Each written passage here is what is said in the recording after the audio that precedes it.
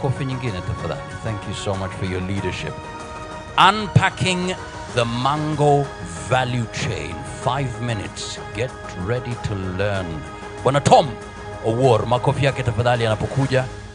Asante sana. Bwana Tom Owuor akifuatwa hapo karibu na Emily Osena na Patrice Ngenga.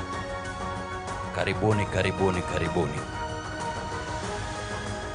Bwana Tom Owuor, makofi yake tafadhali. Karibu.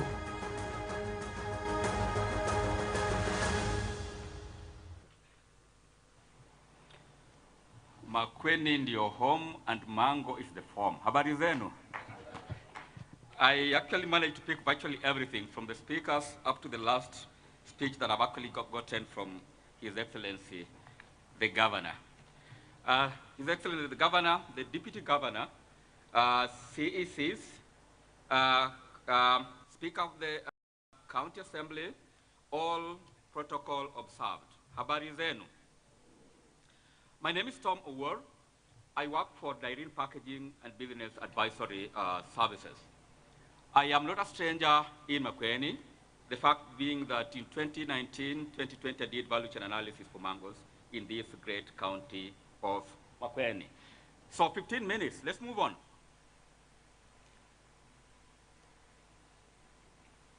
All right. Okay, fine. This is actually basic statistics that have actually been spoken to about by several speakers, indicating actually the global trend, India, Pakistan, Indonesia, and China as being the global players. But we do actually appreciate that Kenya is a significant player in the mango value chain. Being the 15th largest producer is actually not something that we can actually be able to take lightly. But I want to digress a bit. The issue of market is actually becoming a thorny issue, especially when actually listen, to what is actually coming out of this discussion. Now, in the next slide, if we find it difficult, I think I'll basically just, okay. I think allow me just to digress and just forget about the presentation so that at least it is actually flow. Your Excellency, the Governor, I would wish to start by the production of mango, specifically for Makueni County. The challenge number one that I actually realized in Makueni County, outside of the market, is that we do not have youth focusing on mango production in Makueni County. When I was doing the value chain analysis across Makueni, Kitui, and Embu, the average farmer in Makueni is 56 years. In Kitui is around 60 years. In Embu is around 60 years, right? Basically indicating the fact that we have actually not been in a position to incorporate our youth into the value chain. So that is an issue number one, because mango is actually a market-driven issue, value chain that actually can be able to generate a lot of money, specifically when we actually go as far as incorporating major active age groups, specifically the youth. So that is something that we need actually to think about. Second to that, when I'm actually talking about the market for mangoes, let me focus on to the domestic market. In terms of the domestic market, there is actually a problem in terms of distribution of mangoes across this county. Whenever the Ukambani region is actually in the market, there is a shortage in Twele market in Bungoma. Whenever Ukambani region is actually in market, there is actually a shortage in Kibuye market or in Kisumu. What am I saying? All these markets across the country have got people that we call market chairpersons, and we know them. So I think it's about time that we actually map the various market persons across the country such that whenever there is actually production in Makueni, then we are actually in a position to then cascade the mango that we have across into the country. Because remember, the domestic consumption is 93%, which is actually quite huge. We only export 7%. So in my opinion, we better focus in terms of harnessing the opportunity that we have in the domestic market, which is actually quite huge. Regional market, Uganda, Tanzania, South Sudan, Rwanda, very significant markets for this country. How do we go about it? You spoke about, brokers, making a kill. I have traversed to Kambani, not just Makueni only. And during mango seasons, we actually have our friends, the agents, with their lorries, picking mangoes here and sending them across into the region. This is not something that our farmers cannot actually be able to do. I can tell you for sure, with very strong cooperative movement, it is actually a possibility that we can then have our farmers selling their markets into Owino, selling their mangoes into Owino market in Kampala,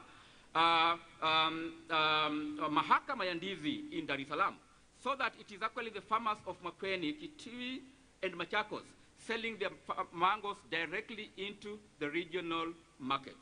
Now, how about the international market? We have our brothers, the exporters here.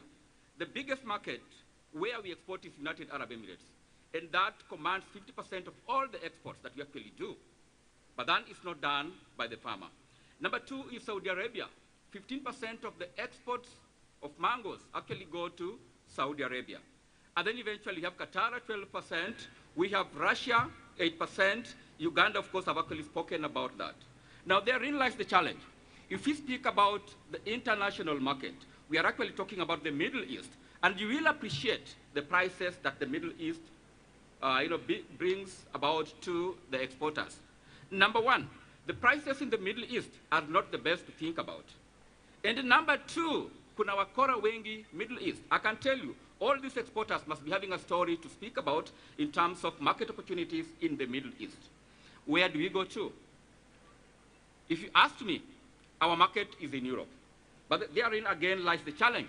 The challenge is that we produce apple, and yet Europe speaks about Kent, Tommy Atkins, Van Dyke, etc.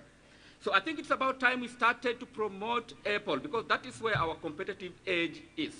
We must actually ensure that what we produce most is actually the exact thing that we actually export into the market. Again, speaking about the varieties that are actually acceptable in the international market, in this particular situation, I'm actually referring to the European Union market. Tommy Atkins, Van Dyke's ETC are very late maturing varieties. On a number of occasions, the quality is actually an issue because the weevils and the fruit flies are actually a menace that then cannot actually be able to promote these particular mangoes into those particular markets. But I want to tell you that let us promote apple mango, but again, let us also ensure that apple and Kent and these other varieties are actually the ones that we actually promote to the extent that they also get into the international market. Finally, I would request that the cooperative movement in Makueni and across the country actually go through Global Gap Option 2 certification. The minute that one is done, then the exporters will actually come running here. But again, for the exporters to come running to Makueni, we need to have a well-established aggregation center, complete with sorting, grading, and packaging facilities, to the extent that we can actually be able even to measure things like things to do with bricks content. In that particular case, we are going to be on board, and Makueni farmers will be the happiest lot. Thank you very much for listening to me.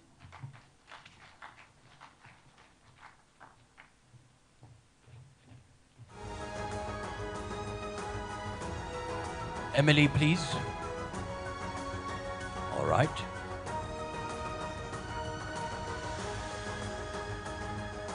And finally, Patrice Ngenga. Patrice Ngenga, are you here? Carol Mombi. Carol Mombi. Patrice? Fantastic. 4 minutes, please. We're 9 minutes to the top of the hour when we break for lunch. So